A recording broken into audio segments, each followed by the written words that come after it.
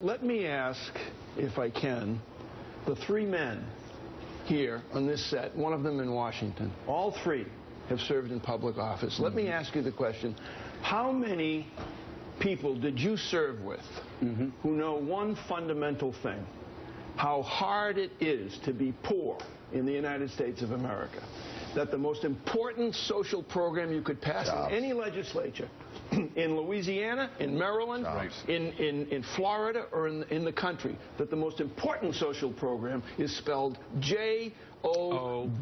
And how many people did you serve with know how hard it is to take like 6 bus rides to get to a job that might be 15 miles from your home? So little that you can't even live. How many people did you serve with who know that you live on a block where you're the only, filled with single parents or no parent households? How many know that the school that a kid goes to, Michael, the 16-year-old, is probably not as good as the school in Chevy Chase or Baton Rouge or Tallahassee? How many of the people you serve with know this?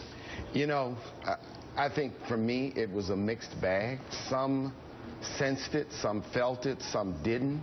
You know, I had a chance to serve in the 1990s. And in the 1990s, many cities saw declining unemployment. They saw, if you will, declining crime and declining rates. So I wouldn't paint with a blanket, but I think that what I say, Mike, is that the context of today, and it's very important to think, we've come out of a recession.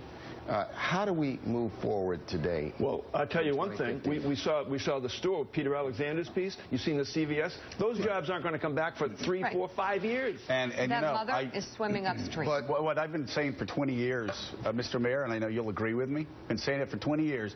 It's what I learned in Washington, D.C. Everybody has a lobbyist.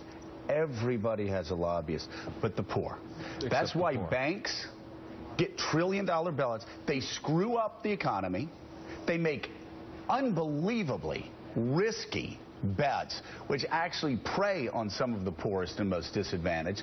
Then they get bailed out. Then they get to reinvest their trillions of dollars. They get to make even more money, and the poor don't have lobbyists. What do we do, Mike? I know what the poor expect. The poor, like many American voters, expect that their representatives that they vote for are going to be their primary advocates. And you're making a commentary on a system in America where a lot of voters, they push back to the idea, why do I need a professional? I have you.